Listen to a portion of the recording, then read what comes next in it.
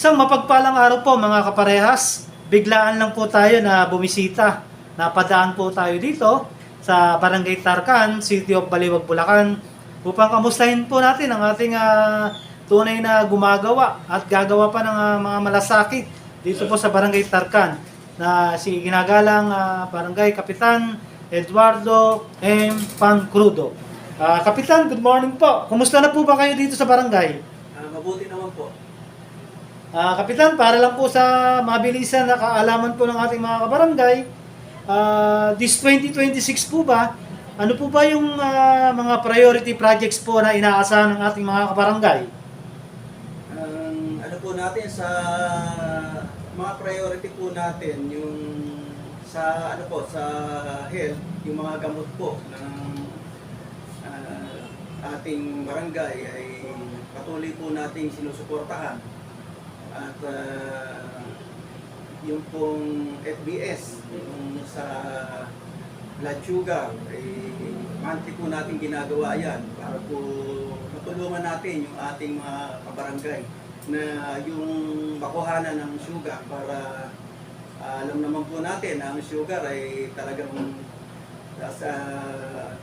alam po natin na ang sugar ay talagang napakahalaga na mga gamot dahil po yan ay maraming pinagkukunan ng sakit pagka tayo ay nagkaroon ng mataas na blood sugar.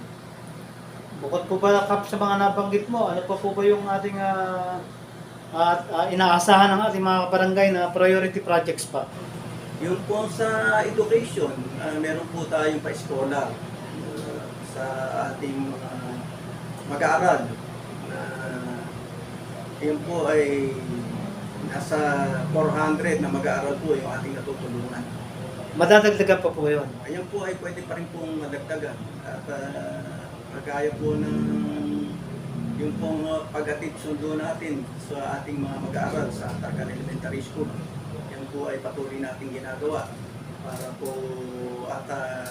po makasiguro tayo na ang mga ating mag-aaral ay ligtas sa pagpasok. Ano po yan, Kap?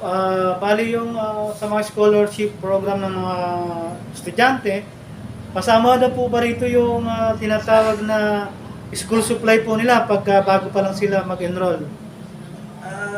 Nakapagbibigay din po tayo ng school supply bukod po doon sa pa-scholar na 1,000 per bata. Ibig sabihin po, sa nabanggit nyo po na 400 plus na scholar, kasama po rito yung nagkakaroon sila ng 1,000 bawat bata. Opo. Ay, kumusta po yung mga pabaon nyo? Tuloy pa rin po ba yung programa nyo na pabaon? Tuloy pa rin po ang pabaon. Ito, Yun pong hatid sundo, tuloy-tuloy po yan.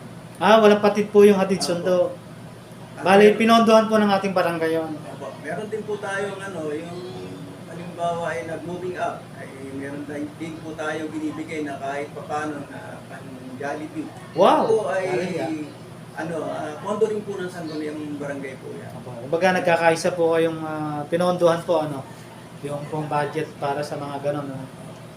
Sa nakikita po ba ninyo dito sa ating barangay, ano po ba ang talagang dapat bigyan ng panahon at pansin?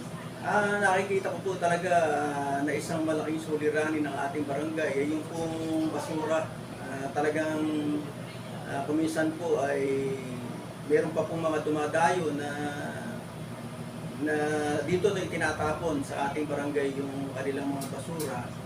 Bagamat may nahuhuli po tayo, minsan po ay may nakalulusot pa.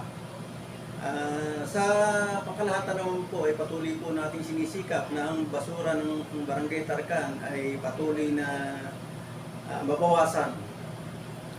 Kapitan, ito po, huling tanong na lang po. Kung nanonood po ba ang ating mga kabarangay ngayon po dito sa Barangay Tarcan, ano po ba ang ihahatid po nating mensahe para sa kanila?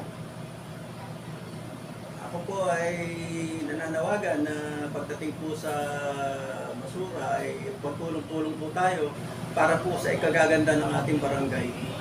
Hindi po natin makakayanan to kung hindi po tayo magtutulong-tulong.